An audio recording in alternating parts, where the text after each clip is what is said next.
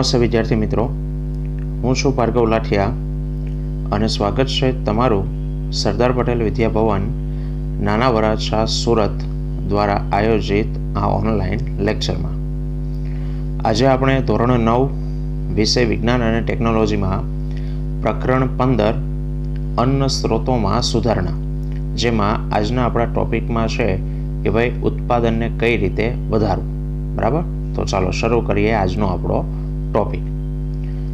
તો મિત્રો, લાસ્ટ વિડીયોની અંદર આપણે પ્રસ્તાવના વિશે છે તેનો અભ્યાસ છે તે કર્યો હતો. હવે આગળ વધીએ કે ભાઈ પાક ઉત્પાદનમાં કઈ રીતે સુધારા છે તે કરી શકાય. બરાબર, તો એમાં સૌથી પહેલાં એક 2 માર્ક્સનો સવાલ આપણને છે તેની અંદરથી પૂછી શકે કે સજીવો માટે બરાબર જે જરૂરી એવા પોષક તત્વો છે એ ક્યાંથી મળે છે. બરાબર, તો જોઈ લે આપણે કે ઉર્જાની આવશ્યકતા માટે આપણને અનાજની જરૂર છે. આપણે કાર્ય કરવા માટે ઉર્જા, એનર્જીની જરૂર પડે, અને આ ઉર્જા આપણને ક્યાંથી મળે તો કે ઉર્જા આપણને કાર્બોદિતમાંથી છે તે મળે, કાર્બોદિત પદાર્થોમાંથી. બરાબર, ખોરાકના મુખ્ય 5 ઘટકો છે, 5 પોષક તત્વો છે: કાર્બોદિત, પ્રોટીન, ચરબી, વિટામિન અને ખનિજ ક્ષારો. બરાબર, પણ એમાંથી શક્તિ, ઉર્જા શામાંથી મળે તો કે કાર્બોદિત. અને આ કાર્બોદિત કયા કયા અનાજમાંથી મળે છે તો કે કાર્બોદિત યાદ રાખજો, અનાજમાંથી મળે. કયા અનાજ તો કે ઘઉં, ચોખા, મકાઈ, બાજરી, જુવાર. બરાબર, જે અન્ન છે, અનાજ છે, એ અનાજમાંથી આપણને મળે છે કાર્બોદિત. બરાબર, પછી પ્રોટીન. તો પ્રોટીન આપણને કઠોળમાંથી મળે. પ્રોટીન આપણને કઠોળમાંથી મળે છે. કઠોળ જેવા કે ચણા, વટાણા, અડદ, મગ, તુવેર, મસૂર. બરાબર, આ બધા કઠોળ છે અને એમાંથી આપણને પ્રોટીન છે તે પ્રાપ્ત થાય છે. ત્યારબાદ આપણને ચરબી જે છે એ ચરબી તેલ જેમાંથી નીકળતું હોય ને આવા પદાર્થોમાંથી મળે. તેલ જેમાંથી નીકળતું હોય તેવા પદાર્થોને તેલીબિયા કહેવાય. બરાબર, ઉદાહરણ તરીકે સોયાબીન છે, મગફળી, તલ, એરંડા કે દિવેલા. બરાબર, રાઈ છે, અળસી છે, સૂર્યમુખી. બરાબર, આ બધામાંથી શું મળે છે આપણને? તેલ મળે છે. એટલે કે તેમાંથી શું પ્રાપ્ત થાય? ચરબી પ્રાપ્ત થાય. બરાબર, ચલો, મુખ્ય 3 ઘટકો થઈ ગયા: કાર્બોદિત, પ્રોટીન અને ચરબી. હવે વધ્યું છે વિટામિન અને ખનિજ ક્ષારો. તો વિટામિન શામાંથી મળે તો કે વિટામિન અને ખનિજ ક્ષારો એ આપણને લીલા શાકભાજી, બરાબર, મસાલાઓ છે, જે આપણે મસાલા ખાતા હોય, જીરું છે, બરાબર, એ બધા મસાલાઓમાંથી અને ફળોમાંથી આપણને વિટામિન અને ખનિજ ક્ષાર તથા કેટલાક પ્રમાણમાં પ્રોટીન અને કાર્બોદિત પણ છે તે મળે છે. તો 2 માર્ક્સનો આ સવાલ અહીંયા થઈ જાય કે સજીવો માટે જરૂરી ઉર્જા કે ખોરાક શામાંથી મેળવે છે, કયા કયા પોષક તત્વો ક્યાંથી મળે છે તે. બરાબર, ચાલો, આ તો આપણા જેવા સજીવોની વાત થઈ, મનુષ્યની વાત થઈ. પણ પ્રાણીઓ, તો કે પ્રાણીઓ માટે જે ઘાસચારો છે એ ઘાસચારાના પાકનું નામ આપ્યું છે બરસીમ. બરાબર, જવ અથવા તો એને આપણે ઓટ કહીએ છીએ, અથવા તો સુદાન ઘાસ. એના ઉત્પાદન એ પશુપાલન માટે અને ઘાસ ચારાના સ્વરૂપમાં છે તે કરવામાં આવે છે. તો પશુપાલન માટેનો જે ઘાસચારાનો પાક છે એ કયો? 3 નામ આપ્યા છે: બરસીમ, જવ અથવા તો ઓટ અથવા સુદાન. બરાબર, એનું ઉત્પાદન પશુઓના ઘાસચારા માટે કરવામાં આવે છે. ચાલો આગળ વધીએ. તો જો આ બધા પિક્ચર આપેલા છે તમને, મકાઈ છે, જવ છે, ચણા છે. બરાબર, હવે જો મકાઈ, સૂર્યમુખી, વટાણા છે. તો આ વિવિધ પ્રકારના પાકો છે. ચાલો, નીચે આપણને એક પ્રશ્ન આપ્યો છે કે અનાજ માટેનું બીજું નામ છે ધાન્ય. બીજું કઈ છે? દાળ એટલે જેના 2 ફાડા થતા હોય. મગની દાળ આવે, તુવેરની દાળ આવે. બરાબર, તો એ બધા કઠોળ કહેવાય. અને ફળો, શાકભાજીમાંથી આપણને શું મળે છે? તો ઉપર હમણાં જે આપણે ભણ્યા તે એનો જવાબ છે તે લખવાનો. બરાબર, આખો પેરેગ્રાફ કે અનાજ માંથી ઘઉં, ચોખા, બાજરી, મકાઈ વગેરે જેવા અનાજમાંથી આપણને શું મળે છે? તો કે કાર્બોદિત મળે છે. બરાબર. દાળ એટલે કે એમાંથી આપણને પ્રોટીન મળે છે. બરાબર. પછી શું કહે છે? ફળો અને શાકભાજીમાંથી, તો કે ફળો અને શાકભાજીમાંથી આપણને વિટામિન અને ખનિજ ક્ષાર તથા કેટલાક પ્રમાણમાં પ્રોટીન અને કાર્બોદિત પણ મળી આવે છે. બરાબર. ચાલો આગળ વાત કરીએ તો કે વિવિધ પાક માટે વિભિન્ન આબોહવા સંબંધિત પરિસ્થિતિઓ જેવી કે તાપમાન અને પ્રકાશ અવધિની આવશ્યકતા હોય છે. કોઈ પણ પાક ઉત્પાદન તમારે કરવું હોય તો આબોહવા સંબંધિત પરિસ્થિતિઓ ની જરૂર હોય છે, અને આબોહવા સંબંધિત પરિસ્થિતિઓ બે છે વનસ્પતિ માટે. એક તાપમાન અને એક પ્રકાશ અવધિ. અવધિ એટલે સમયગાળો. તાપમાન એટલે ગરમી, એ તો તમે જાણો છો, પણ પ્રકાશ અવધિ એટલે કે કેટલા સમય માટે વનસ્પતિને પ્રકાશ મળે છે, સૂર્યનો તડકો મળે છે, એના ઉપર આધાર રાખે. બરાબર. જેનાથી તેઓની સીધી રીતે વૃદ્ધિ પામી શકે છે અને તેઓ તેમનું જીવન ચક્ર પણ છે તે પૂર્ણ કરી શકે છે. જે પ્રકાશ અવધિ છે એ સૂર્યપ્રકાશના સમયગાળા સાથે સંબંધિત છે. બરાબર. જો સૂર્યનો પ્રકાશ વનસ્પતિને વધારે મળતો હોય તો પ્રકાશ અવધિ વધારે કહી શકાય. પુષ્પ સર્જન એટલે કે નવા પુષ્પ બનાવવા માટે અને વૃદ્ધિ એ સૂર્યપ્રકાશ ઉપર આધારિત હોય છે. કેટલીક વનસ્પતિના પુષ્પ એ ફક્ત સૂર્યપ્રકાશની હાજરીમાં જ ખીલતા હોય છે. બરાબર. અને વનસ્પતિની વૃદ્ધિ થવા માટે પણ સૂર્યપ્રકાશ છે તે જરૂરી છે. જેમ કે આપણે બધા જાણીએ છીએ કે વનસ્પતિઓ સૂર્યના પ્રકાશમાં પ્રકાશ સંશ્લેષણ દ્વારા પોતાનો ખોરાક છે તે બનાવે છે. રેડી? તો આ થઈ બે વસ્તુ, કે તાપમાન અને પ્રકાશ અવધિ. જો કે તાપમાનમાં વધારે ડિટેલ આપણને નથી આપી, પણ વાત કરીએ તો કેટલીક વનસ્પતિના જે પુષ્પ હોય છે ને એ ફક્ત ઊંચા તાપમાને જ ખીલતા હોય. કેટલીક વનસ્પતિના પુષ્પ છે એ નીચા તાપમાને ખીલતા હોય. બરાબર. કેટલીક વનસ્પતિના પુષ્પ એ સૂર્યનો તડકો પડે તો જ ખીલતા હોય. તો આમ પ્રકાશ અવધિ અને બીજું શું કીધું તો કે તાપમાન એ આબોહવા સંબંધિત પરિસ્થિતિ જરૂરી છે. કોના માટે? તો કે પાક ઉત્પાદન માટે. મિત્રો, હવે અહીંયા એક 2 માર્ક્સનો સવાલ છે. ટૂંકનોંધ પણ પૂછી શકે, તફાવત પણ પૂછી શકે. શું? તો કે ખરીફ પાક અને રવિ પાક વચ્ચેનો તફાવત આપો. બરાબર. ખરીફ પાક કોને કહેવાય અને રવિ પાક કોને કહેવાય એની વચ્ચેનો તફાવત પૂછે, અથવા તો ટૂંકનોંધ પણ પૂછે. ફક્ત ખરીફ પાક, સેમ એવી રીતે ફક્ત રવિ પાક. તો આપણે જોઈએ ખરીફ પાક કોને કહેવાય તો કે જે પાકને આપણે વર્ષા ઋતુમાં ઉગાડીએ છીએ. બરાબર. આવો પાક એને ખરીફ પાક કહેવાય.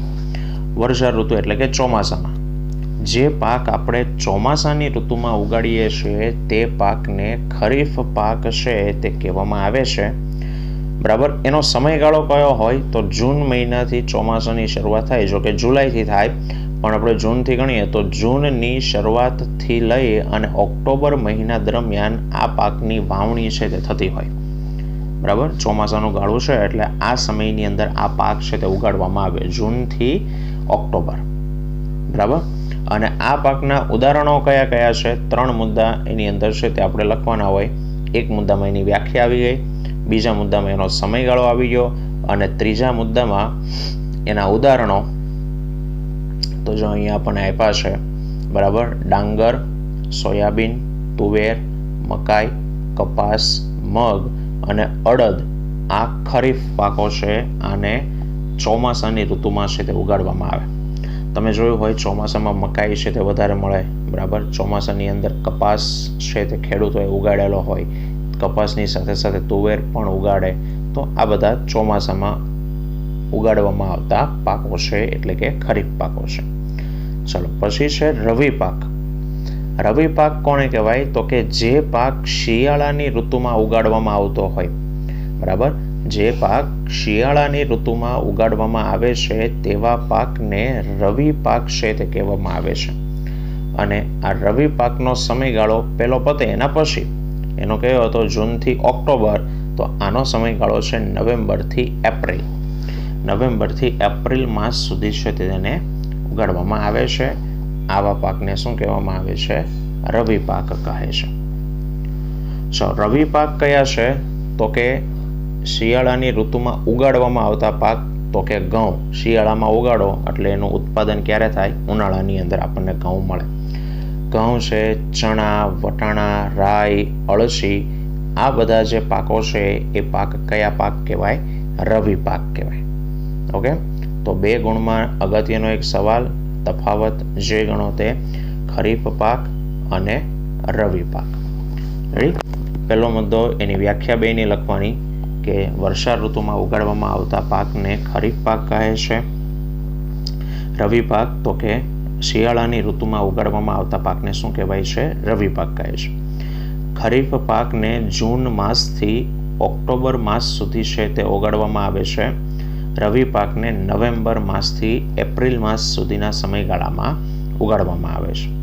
બરાબર. અને ત્રીજા મુદ્દામાં એના ઉદાહરણ કે ખરીફ પાકમાં ડાંગર, સોયાબીન, તુવેર, મકાઈ, કપાસ, મગ વગેરે એ ખરીફ પાકો છે, જ્યારે ઘઉં, ચણા, વટાણા, રાઈ અને અળસી વગેરે કયા પાકો છે? રવિ પાકો છે. બરાબર. ચાલો હવે જોજો કે ભારતમાં 1960 થી લઈ અને 2004 સુધીમાં ખેતી લાયક ભૂમિમાં 25% વધારો થયો છે. બરાબર. 1960 થી 2004 સુધીમાં ખેતી લાયક જમીનમાં 25% વધારો થયો. કોઈ એમ કહેશે સાહેબ તમે આગલા વિડીયોમાં તો એમ કીધું કે જમીન જેટલી છે એટલી ને એટલી એમાં વધારો નથી થવાનો. પણ મેં એમ કીધું હતું કે ભારતનું જે ક્ષેત્રફળ છે એમાં વધારો નથી થવાનો. હવે ભારતમાં જેટલી જમીન છે કે બધી જમીન ઉપર તો ખેતી થતી નથી. બરાબર ને? તો જે વિસ્તારોમાં જંગલો હોય તો એ જંગલો છે એ કપાણા છે અને જંગલોને કપાવીને પણ એ જગ્યા ઉપર ખેતી થઈ છે. અથવા તો બીજી પણ એવી કોઈ પડતર જમીન હોય તો એ જમીન ઉપર લોકો ખેતી કરવા લાગ્યા છે. એટલે જે પડતર જમીન હતી એ હવે ખેતી લાયક થઈ ગઈ. એટલે એ પ્રમાણે 25%નો વધારો છે તે થયો છે. 1960 થી 2004 સુધીમાં ખેતી લાયક જમીનમાં 25%નો વધારો થયો છે. જ્યારે અન્ન ઉત્પાદનમાં 4 ગણો વધારો થયો છે. એ વખતે જેટલું અનાજ ઉત્પન્ન થતું હતું એની કરતાં 4 ગણું અનાજ હાલમાં બરાબર ઉત્પન્ન છે તે થાય છે. તો પ્રશ્ન એ થાય કે સાહેબ તો આ ઉત્પાદનમાં આ વધારો કઈ રીતે થયો? બરાબર. જમીન તો ખાલી 25% જ વધી છે. 25% જમીન વધી હોય તો ઉત્પાદન કંઈ બમણું ન થઈ જાય. આ જમણા જેટલી જમીન છે એના કરતાં બમણી જમીન વધી હોય બરાબર તો ઉત્પાદન કદાચ બમણું થાય. આ તો જમીનમાં ખાલી 25%નો વધારો થયો પણ ઉત્પાદન 4 ગણું થઈ ગયું. ધારો કે પહેલાં આપણને એવું કીધું હતું કે કેટલી અનાજ જોઈએ એક વર્ષમાં, તો કે ભારતની અંદર જેટલા મનુષ્ય છે એના માટે એક વર્ષનું અનાજ જોઈએ છે 25 કરોડ ટન. બરાબર ને? 1 બિલિયનના ચોથા ભાગનું. 1 બિલિયન એટલે 100 કરોડ, એનો ચોથો ભાગ એટલે 25 કરોડ ટન જેટલું અનાજ છે એ જોઈએ. તો 4 ગણું ઉત્પાદન છે તે થવા લાગ્યું જેટલું ઉત્પન્ન થતું હતું ને એનાથી. તો પ્રશ્ન એ થાય છે કે તો સાહેબ આ ઉત્પાદનમાં આ વધારો કઈ રીતે થયો? ચાલો આપણે એને સમજીએ કે જો આપણે ખેતીમાં સમાયેલી પ્રણાલી એટલે પદ્ધતિ, કે જો આપણે ખેતીમાં સમાયેલી પ્રણાલી એટલે કે પદ્ધતિઓની બાબતમાં વિચાર કરીએ તો આપણે તેઓના 3 ચરણમાં છે તે વહેંચી શકીએ. કે તમારે જો ખેતી કરવી હોય તો એ ખેતી કરવાની જે રીત છે એને 3 સ્ટેપમાં છે તે વિભાજિત કરવામાં આવે છે.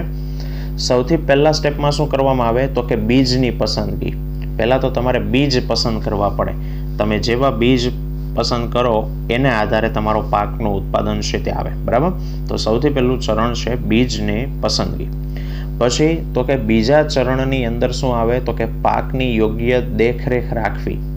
બરાબર. ધારો કે તમે બીજ તો ચાલો જમીનમાં નાખી દીધા પણ પછી એમાં પાણી ન પાવ, બરાબર, નીંદણ થઈ ગયું હોય નીંદણને ન કાઢો, એને ખાતર ન નાખો, આવું બધું તમે ન કરો તો એ બીજ તમે ભલે ગમે એવા સારા પસંદ કર્યા હોય તો એમાંથી અનાજ કે ધાન્ય ઉત્પાદન થશે નહીં. તો પહેલું ચરણ છે બીજની પસંદગી કરવી. બીજું ચરણ છે પાકની યોગ્ય દેખરેખ રાખવી. એટલે કે એને સમય અનુસાર પાણી આપવું, ખાતર આપવું, નીંદણ થાય તો નીંદણને કાઢી નાખવું, પાકની દેખરેખ રાખવી.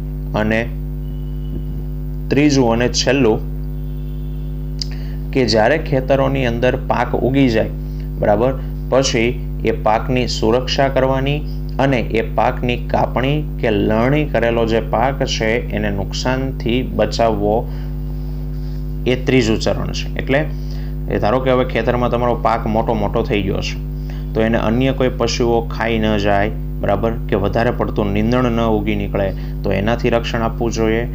પછી ચાલો કે તમે એની કાપણી કરી નાખી, તમે એની લણણી કરી નાખી, તો લણણી કરી નાખેલો જે પાક છે, બરાબર, એને પણ નુકસાન ન થાય એ રીતના પગલાઓ છે તે આપણે લેવા જોઈએ. તો આ રીતની ખેતી કરવાની જે રીત છે એને 3 પ્રકારમાં 3 સ્ટેપમાં વહેંચી શકાય. પહેલામાં બીજ પસંદગી કરવી, બીજાની અંદર પાકની યોગ્ય દેખરેખ રાખવી, અને ત્રીજામાં ખેતરોમાં ઉગેલા પાકની સુરક્ષા અને કાપણી કે લણણી કરેલો જે પાક છે એને નુકસાનથી બચાવવું. ચલો, આ રીતે ઉત્પાદનમાં સુધારણાની ક્રિયામાં પ્રયુક્ત પ્રવૃત્તિઓને નીચે આપેલા વર્ગોમાં વહેંચેલી છે. હવે આ બધું જે કરવાનું આપણને કીધું 3 સ્ટેપ, બીજ પસંદ કરવો, બરાબર, પાકની દેખરેખ રાખવી, એની સુરક્ષા કરવી, આ જે આખી પ્રક્રિયાઓ છે એને 3 સ્ટેપમાં વિભાજિત કરી છે. કયા 3 સ્ટેપ? તો કે સૌથી પહેલા પાકની જાતિઓમાં સુધારણા કરવી, બરાબર, પાકની જાતિઓમાં સુધારણા કરવી. બીજું, પાકના ઉત્પાદનમાં વધારા કરવા, અને પાક ઉત્પાદન જે થાય છે એની સુરક્ષાનું પ્રબંધન કરવું. પ્રબંધન એટલે વ્યવસ્થા. પાકની સુરક્ષા કરવી, બરાબર. બીજ તમારે સારા મેળવવા છે તો સારા બીજ મેળવવા માટે પાકની જાતિઓમાં સુધારા કરવામાં આવે, બરાબર. પછી પાકની સુરક્ષા માટે પાક ઉત્પાદન વધારો થાય એવા પ્રયત્નો છે તે કરવામાં આવે છે. તો આજે 3 મુદ્દાઓ આપણને આપે છે: જાતિ સુધારણા, પાક ઉત્પાદનમાં સુધારણા અને પાક સુરક્ષાનું પ્રબંધન, બરાબર. એ આપણા આના પછીના ટોપિકો છે, જેને આપણે આવતા વિડીયોની અંદર છે તે જોશું. આ વિડીયો માટે આપણે અહીંયા એટલું રાખીએ. આવતા વિડીયોમાં ફરી પાછા મળીશું. ત્યાં સુધી જય હિન્દ, જય ભારત.